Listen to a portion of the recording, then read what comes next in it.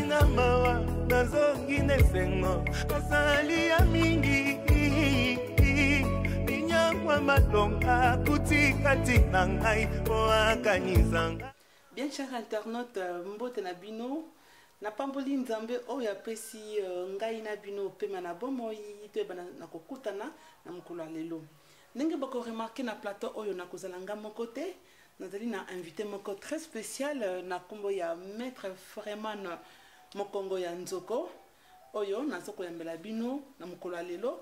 Maître Foreman aye na plateau na biso to ensemble tokende koyeba motif nini oyo ezokotinda ye aya na plateau ya Studio Plus. Bonjour Maître Foreman. Bonjour. Maître Foreman est mokongo ya nzoko.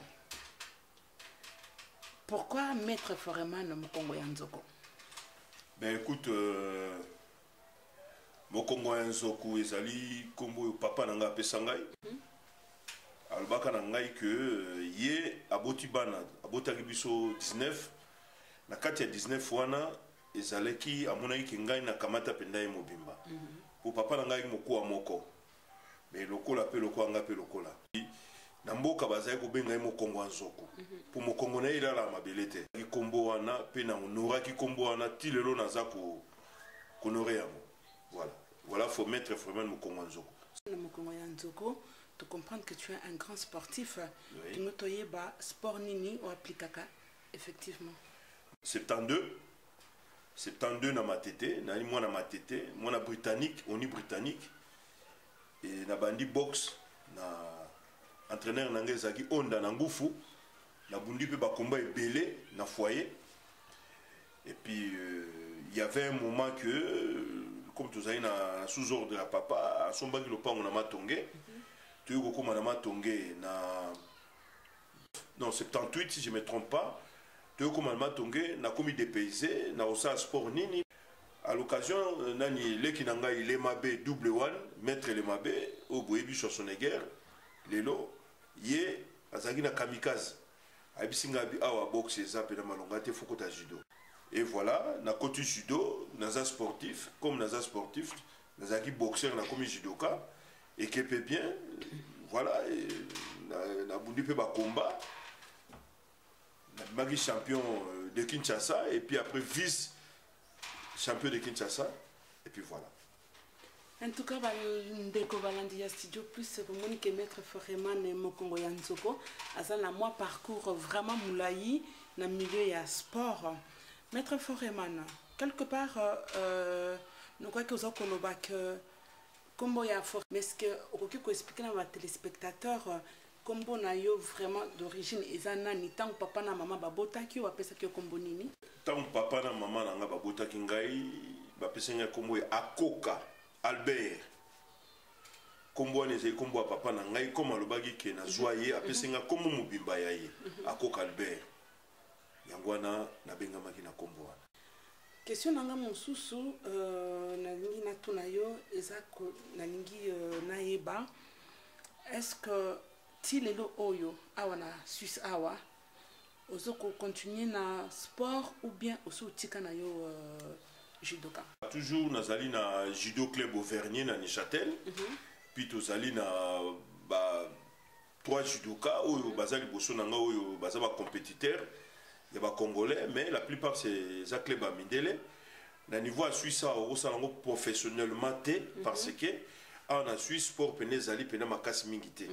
Il y a mutu kenda musala. Alors il y a un moment aussi la pesa d'entraînement na club wana.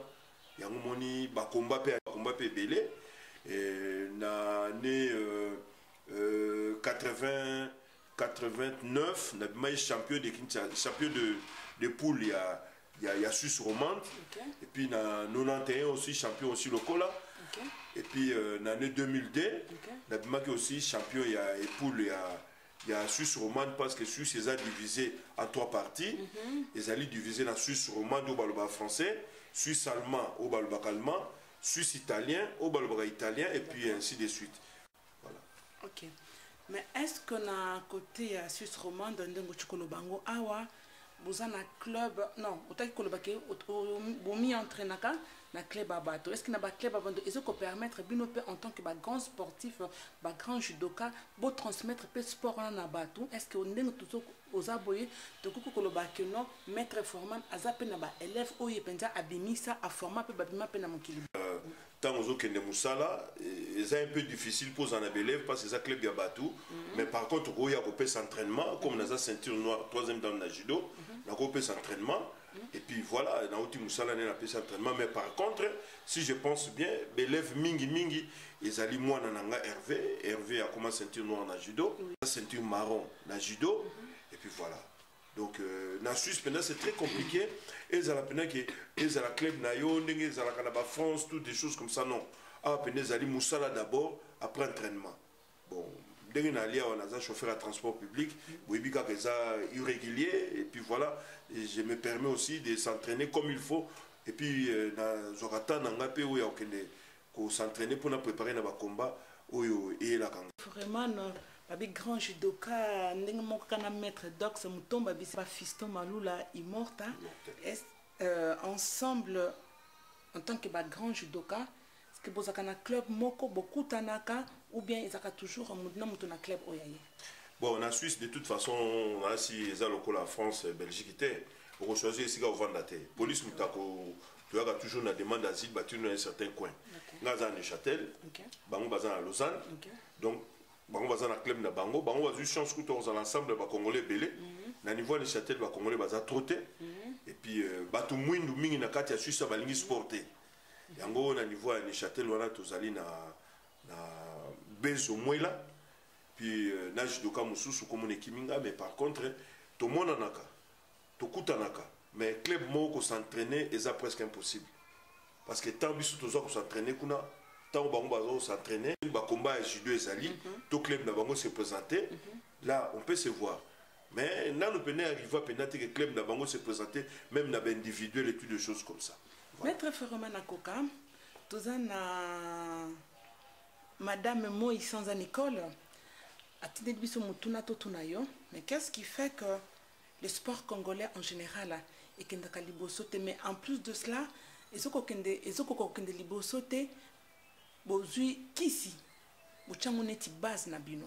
Qu'est-ce qui fait que sport na biso na Congo nazo encore de nouveau na bundaka combat moko na 24 ans na monaki ba judoka misusu ya ba club misusu oyo bazali koya na ba pigeon na combat bazuya na ba soso ba bougie mais biso na kamikaze kamikaze bana matonge vraiment franchement na moniki c'était qui na biso ya entraînement na leki nanga les mabé double one tous avez préparé ba combat na biso très bien ya komata gradin pour na ko chanzo to makasi komata gradin ba entraînement tout le temps ngana yebi kisi ya sport ezali entraînement en tout cas na nzoto nanga na yebi nanga makambo kisi wana te de toute façon na mu ensemble là voilà.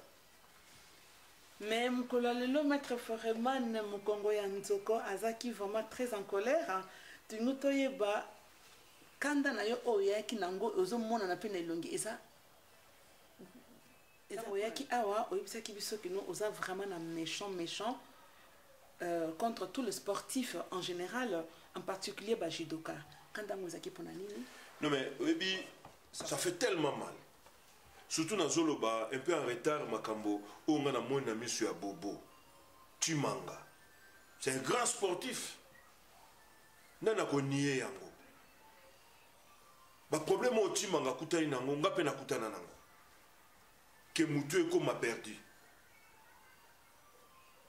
on n'est pas des fous mais problème na biso zani biso tozoka basi bao bazolanda biso tokena musikate yozu moi si opesi confiance okomo vivre naye akomo salo ba aventure na bomo inayo peut-être opesi moi si ovandi naye ya komo salo ba aventure vraiment franchement moi si akoma ka mama ezala sportif ndenge nini na kati ya ndako nayo moi si aza mama mibale.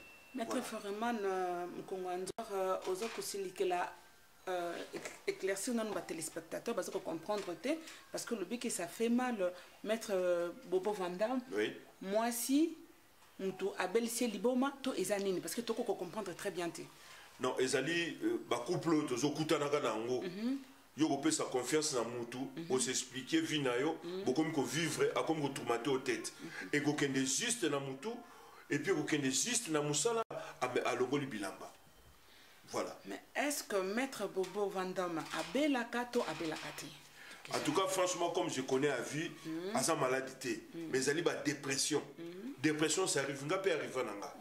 Il arrive nanga que nazo rouler na voiture na une dépression, mais la télémisinga na moi le connaît agression, na la betambi là, na sala n'importe quoi. Et puis docteur nanga ko benga le biki non relation na yo na Maître Bobo ezandenge nini boyebani wapi bouti wapi ou bien aux côtés maka en tant que judoka au sentir que non un judoka a été agressé ou bien a été mis à nu yangona ezo kotinda ya koloba lelo. Non. Bobo na si morazana. Bobo c'est un ami de longue date. Bobo est dans trop. De l'autre msusu na zana ba poto et ça grâce à ba connaissance na ye. Bobo a une connaissance makasi. Après déjà bralima. C'est rien ba kino ba za osala mais ba maison kelme. Ba kelme to za rolata makine. Bobo pistonanga na ba mindele wana. Ta kuma garde corps na bango. Grâce à Bobo aujourd'hui, je le dois vraiment beaucoup. Mais na musuni buna pesa rien. Mais na za reconnaissant na ye. Et puis c'est un grand judoka. Même si tant on a kotaki na kamikaze wana ba judoki na za kolata eza ute pa na ba maître Tchembe. Na Mbinza, il y a banque du Zaïre où bazaye ko joie tout. À travers bangonde tozaki ba judoki et voilà. En tout cas na respect mingi na maître Bobo Chimanga, na si rota l'émission yo. Vraiment en tout cas c'est un grand compétiteur. C'est un grand sportif franchement, ça me fait tellement mal que sportif il y a Congo, ba congolais ba que non ça biloko aboyé. Vraiment franchement. Est-ce que les États-Unis les lotos c'est exemple quoi Tyson. Les lotos Tyson a comme kata bilamba. Beaucoup poser ma question te.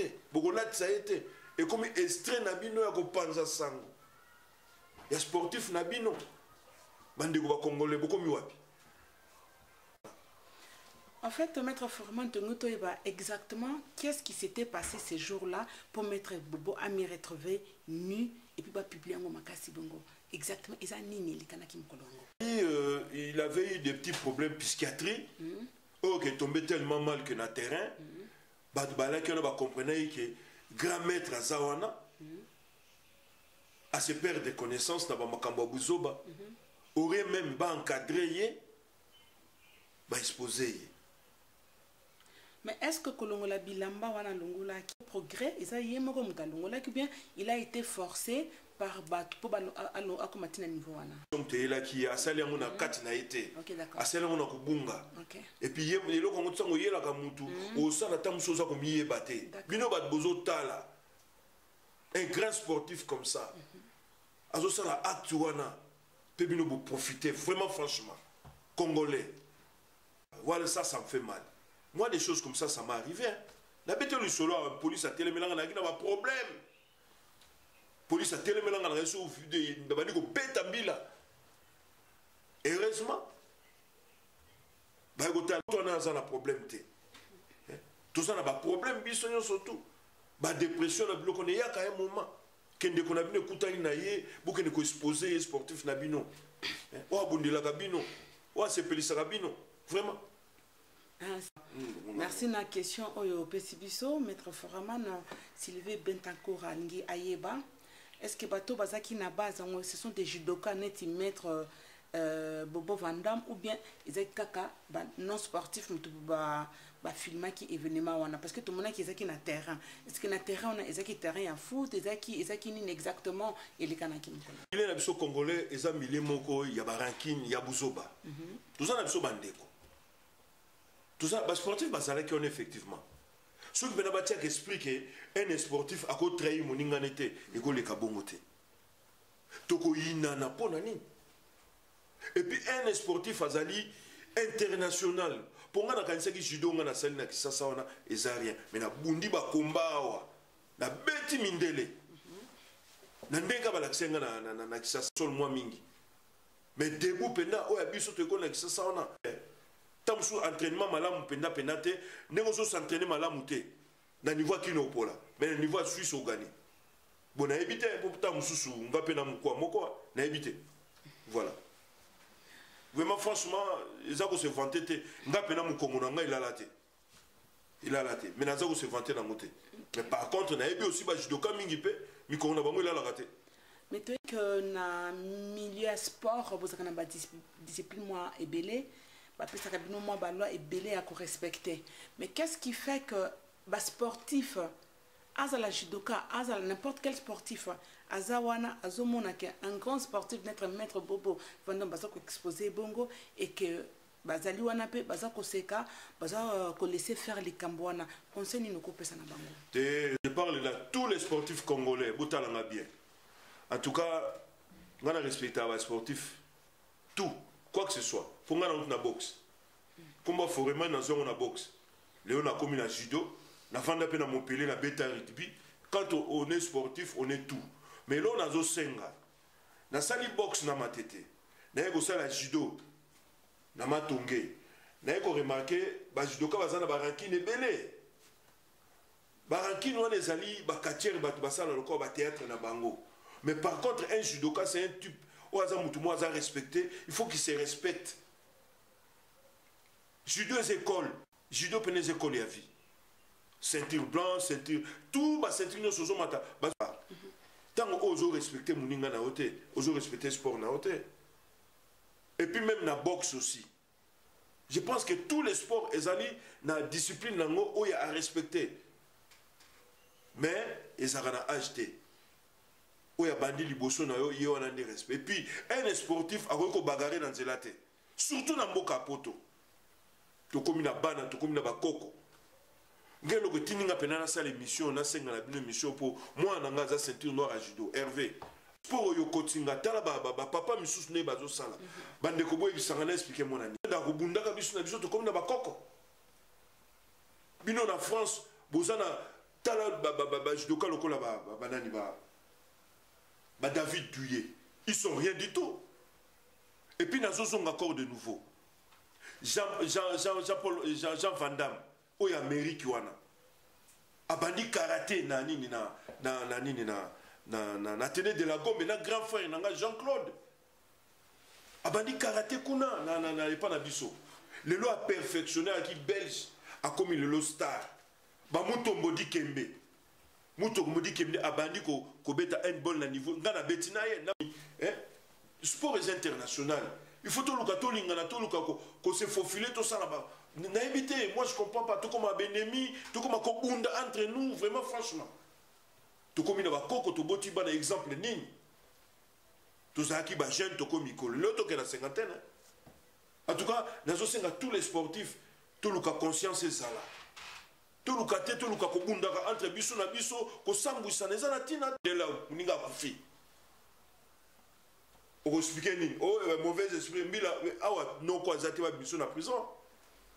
Totika makambo et puis en plus ngana kangama na France 3 mois na beta mutumbata. Sans dossier na France lelo. Ceux qui ba kangyo na ba violence aux sportifs, aux na passeport à sport. Bande konanga soko sala kana 3 mois bakende ko bomba yo vi na yo kufi to yaki apona ko lukambon même misuba komba professionnel les aqua au sala ka sport wana bunda ka sport wana oui okenda ko sala pas musuto comme professionnel na sport na yo bongo na minito yo okende ko bunda bakango 3 mois bakasi. Est-ce que vraiment franchement tant ozo sa ba pompage banini tout ba souffrance wana okende ko pesa ngo cadeau na prison tu ko expliquer bango ni na minito na auto na bino be sportif tout ya Congo boye bisangai mwana ya landinga na judo a commis ceinture noire azotu nga papa regarde ba papa misus na tali na télé vraiment franchement tout ça na ba problème et belé na famille tout ça na problème belé na Congo et puis boye bango encore de nouveau sportif azali numéro 1 na kati ya mboka. Ceux qui boye ba série moko bazali okanga ba sportif na club na biso kamikaze baya na matonge série bazali okanga ba sportif bo kene musala soda pona obundela mboka toujours sportif biso za ba premier anti-gang o bazoka biso na kabaidi to sali musala ya na zando wana plus que ba mobile toujours ba sportif to za na makasi mingi to za na force mingi même ya kozwa pouvoir au sala quoi que ce soit qui que ce soit c'est les sportifs. Et puis en plus et le ozo sala nga passi eux ont fait ça na kan ils ont bêté ça mutu Yo comité ceinture noire, comme boxeur, comme champion, ou comme un modèle, bah catcher tout ça. Derrière bah musicien on peut sonner. Bah sali na nzambe. Bah sali na nzambe wana ba tout pamba. Un sportif oyo sali baba oui nazo manquer et comment mi na Bible nzamba za pour tout le monde. Soko fungoli motema non nzamba ko sala. En tout cas nazo senga na bino nyonso vous allez un peu conscient. Oui ba que un sportif a muta osakana été. Un sportif a robuna na nzela te. Et ça le corps moi na vani na berceau ou lati baga o banda ko bete o bomaite. Bat na mokilio yo bazo tambola eza le corps radio moko ya moke batie volume. O ko beta likofi bobu mutu anyoloki. Après conscience eko ya sima. Toi na mboka ba paya. Faut tout luka ko s'en sortir vraiment conseil. D'aba sportif tout, ba judoka, ba boxeur. Ba catcher discipline nyon surtout ezo senga ya combat. Voilà. Bien, chers internautes, vous comprendre vraiment quand il y a maître vraiment le Congo Yanzoko, ça vraiment na kanda mingi le fait que un grand judoka na Congo ya maître Bobo Vandam, quelqu'un qui est vulnérable, qui était malade, qui est malade. Et bakoka kiko bandeko ba congolais ba sportif lokola ye ba profiter qui na faiblesse na ye pour ba ye bana ko exposer sur internet nu yangwana en tant que sportif le lo a télémi pour na couper un peu que remettre un peu sur le rail à tous les sportifs na makambo oyo ya bosoni na makambo oyo ya pasi oyo bakoka ki ko sala na ndeko oyo azako bela ndeko za maladie maître Foremano. C'est que bino en tant que judoka na événement na otaki koleka ya maître Bobo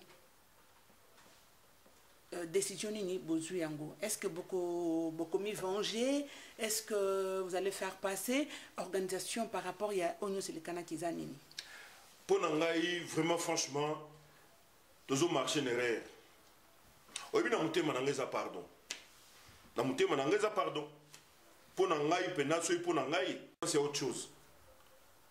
Pour ngai judoka vraiment nazo supplier bino bana Paris na MC na sola ki na Poison Gorbatchev mettre Poison to sola ki na yo to sola ino mingi na pesa yo conseil posa mutunga linga mingi mais linga bino yo surtout ba sportif amboka nanga mais par contre muningo so zo pesa conseil faut yoka na osenga na tous les sportifs Babu mamoto to tia bal nase to banda via sika déjà mboka na biso na obi sozo kende Congo ko omona passion ezakuna na makambo ezo le kakuna bebloko go salimate lelo na remercie bino bato bazo ba combattant nyonso ona ba sportif et tout bazo linga di fait que batia makambo en ordre pour na ni to coach sa désordre na bitumba entre nous pour ni distraction bozo baboyi ngana osenga na fingi mutute na opesa nde conseil na sala bolinga ba sportif tout ndenge na zolo ba na zo senga na bino surtout bino na Paris on nga penda makila moko mettre le mabe double one bota na tel exemple na rasuna ngo la le pana e po alek nanga donc la le pana yeto vandi au banda prière et ça nga nzoto malili na sambela kamena koma na point moko pena na ngo la prière de konanga zo sala jour muso mata usuna ma mi se biminga toeba tostokoli tant to na poto tozo makambo abindele ya biso to bomba ngote me to luka to sangisa to tika ko bomba na ko luka ko bunda ka non c'est important bon ça passer na poto avant zo 10 francs to 10 euros on va souffrir bon to kene sho ko kamata entre nous et ça bien te tous les sportifs ya kimia to luka to za lisanga moko déjà mboka na biso za ba oromona ba sportif ba zolanda na sima ba musicien ba tout pamba biso ba to sala bango you can see musicien so azu soldat après ko bete masasi azu to dozo ba sportif ba zo profiter na biso so to za lisanga moko je pense que ça sera autre chose je ne pense pas vraiment que bekolo misusu net ba sénégalais ba sala nde biso mona likamomoke et comme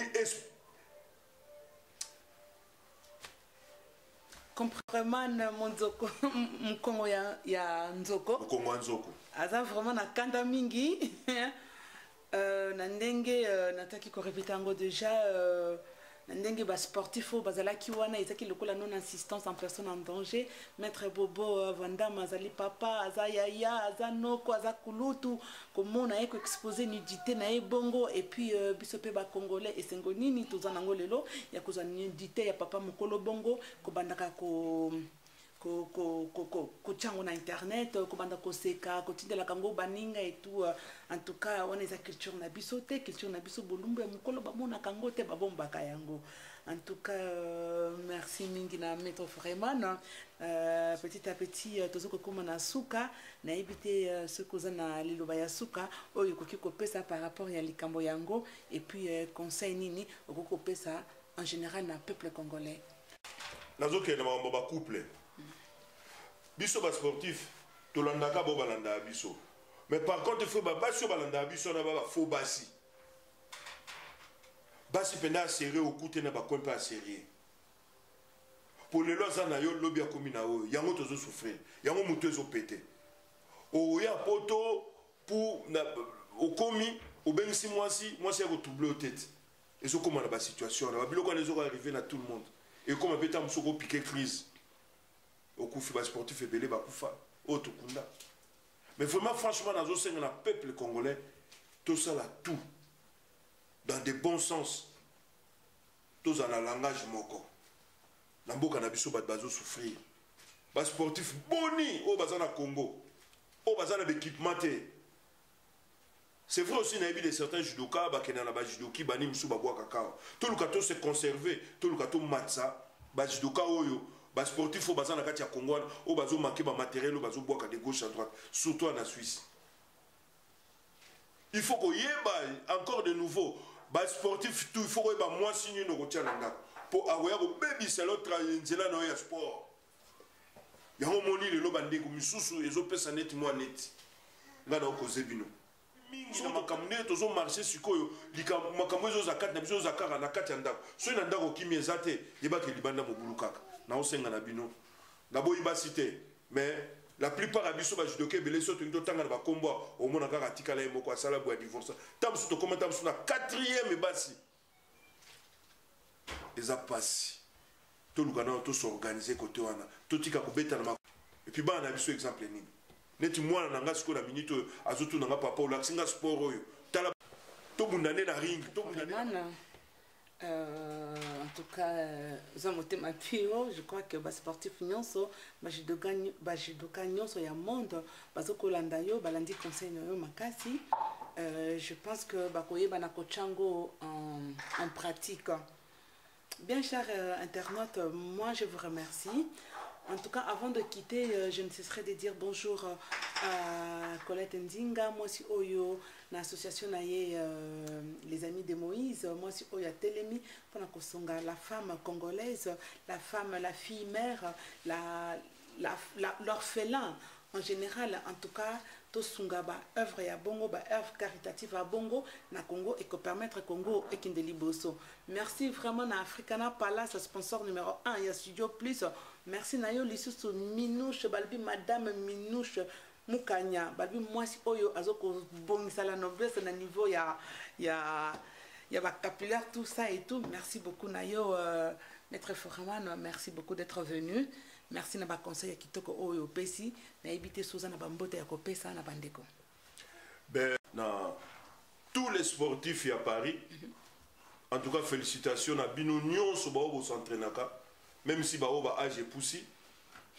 Mais na boyinde bo kamatanaka. Toza bandeko, toza famille moko. Poka ba président ba yeko kabula Mobutu 500 biso. Mais na continue na politique mais na oloba na tous les sportifs na mona na télé ba ko soit na ko kamata tout ça ko kamata na eza mawa mais ndenga na boy penza complètement un sportif on peut s'embote na Maître Lemabe Schwarzenegger W1 na ko peut s'embote na Bobo Vandam na ko peut s'embote na ba catcher nyon surtout au ya monde ba boxeur nyonso tout vis-à-vis ba boxe ou échanger comme un makolo tous les sportifs na bisi bilongo et donc na Lausanne on peut tiens-toi bon groupe nyonso to bajudoka ya Suisse. Jean Clément. Le procureur Jean Mukenge. Maître Courant à Genève. Il y a Dédé Kinsala. Mon colonel Raoult. Tamba Batelazino, de Yusuf Koudam pour la CECA pour 2021 édition.